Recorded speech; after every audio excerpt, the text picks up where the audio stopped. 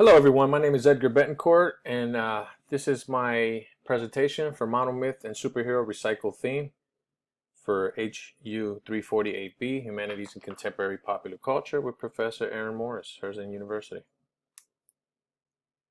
My presentation is on the Marvel superhero Captain America.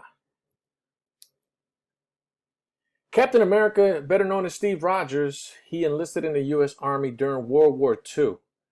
He was motivated by his friend Bucky Barnes, who enlisted, Steve Rogers, as you can see in the picture, was a scrawny young guy trying to get into the Army, but he wasn't able to get into the Army, was a little jealous of his friend Bucky Barnes, but his courage grabbed the attention of scientist Dr. Abraham Erskine, who also selected him for the U.S. Army Super Soldier Program. Right here is crossing the first threshold. Dr. Erskine had an unsuccessful attempt with the Super Soldier Program with Germany's Red Skull, but he was successful with Steve Rogers. After injecting him with this Super Soldier Serum, Rogers, grew in strength.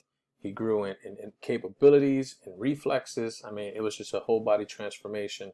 Rogers faced his first challenge when forced to chase down Dr. Erskine's assassin immediately following the experiment. In doing so, he also learned of the involvement of Hydra, the Nazi science division, in the doctor's murder. Belly of the whale. The Army gives him the name Captain America. It's funny because he uses a door from a taxi that says Lucky Star Cab Company, which ultimately they make him a shield with the star on it. But it goes on to tour to sell war bonds. He rescues Barnes, his friend, who was captured by the German enemies, and he successfully completed that mission. And upon the successful completion of the unplanned mission and a brief meeting with the Red Skull himself, Rogers determined his path as a one-man fighting force. Road of Trials.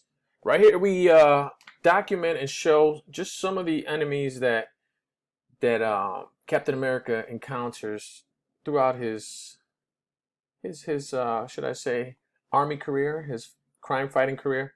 His first real enemy was Nazi scientist and leader of Hydra, Johann Schmidt. Schmidt became the Red Skull after a failed attempt using the Super Soldier Serum. Schmidt eventually dies in a plane crash, and we'll talk about that later. That's Schmidt up in the upper right hand corner, the Red Skull. He also has battles with Thor's half-brother Loki, pictured left bottom, first picture on the left-hand side on the bottom. Also battled with George's Badrock, a mercenary and martial arts expert, second picture from the left at the bottom.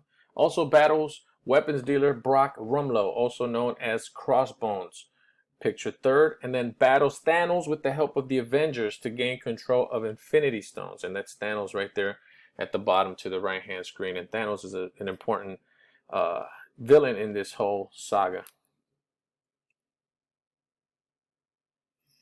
Right here we have the Apostasis and also the Magic Flight. I'm combining both of them because it incorporates two of the things that Captain America goes through, and obviously these are not in order because throughout the whole series, throughout the whole movie and the movies that I've watched and that I've researched, some of these things they crisscross and they're interrelated.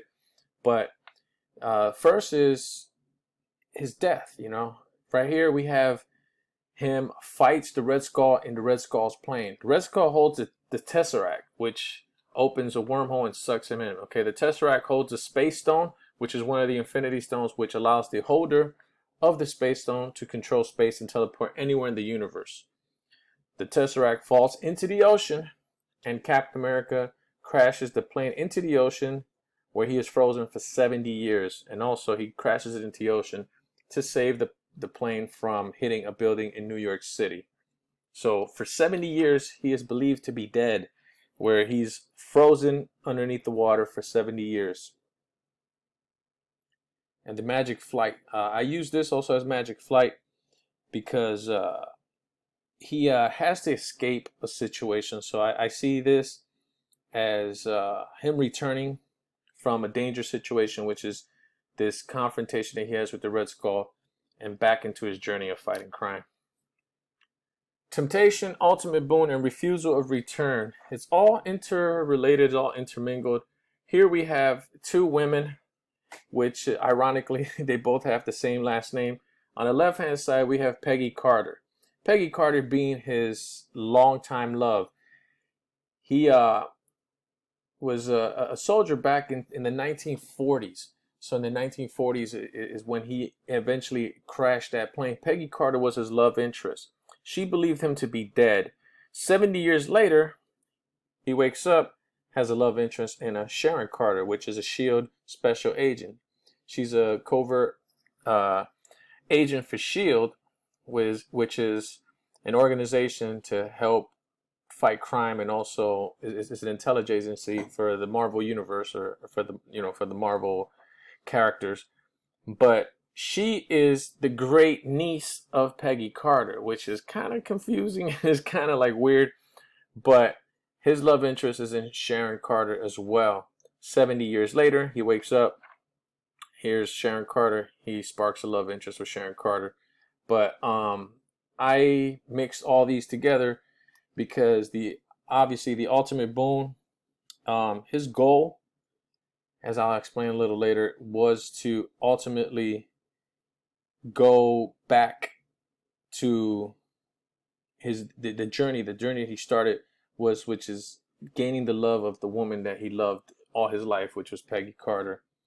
And then the refusal of return, I'll explain also, is because he found enlightenment and did not want to return back to present time.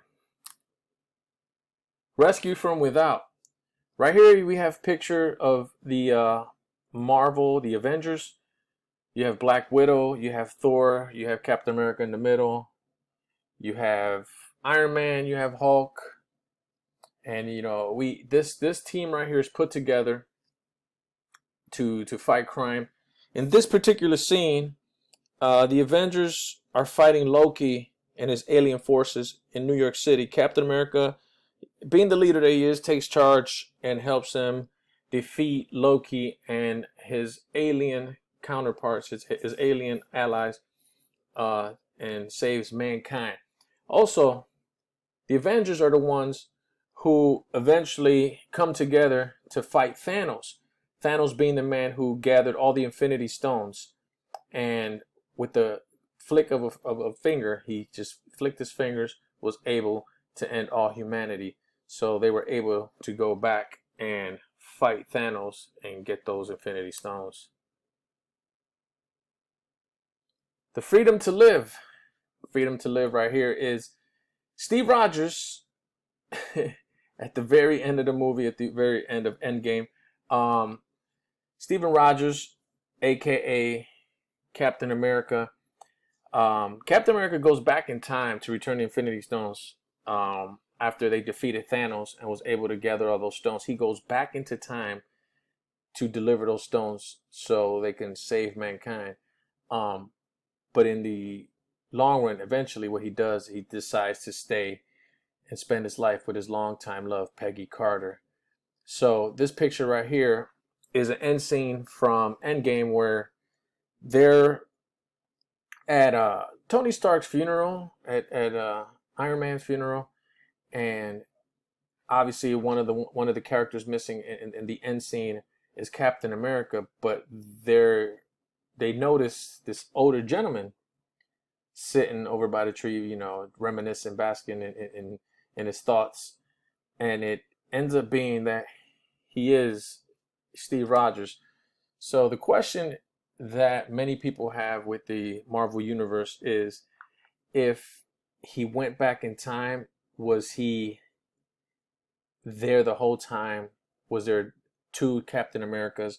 Because this man right here, he went back to the 1940s to live his life with his long lost love, but at the same time there was another Captain America. And it's also seen in one of the movies where two Captain Americas, they fight against each other, so they cross paths when he does go back in time.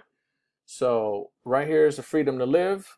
Right here, Steve Rogers, he's free from his fear of death. You know, it's all about living life. He lived his life. He lived his life with his long lost love, and he never regrets it. You know, he sits here smiling, knowing that he did what he was meant to do, was to fight crime, but ultimately at the end was to spend the rest of his life with the love of his life. That is my presentation for the Monomyth and superhero recycled themes. I hope you enjoyed it. Right here's my references. Thank you for listening.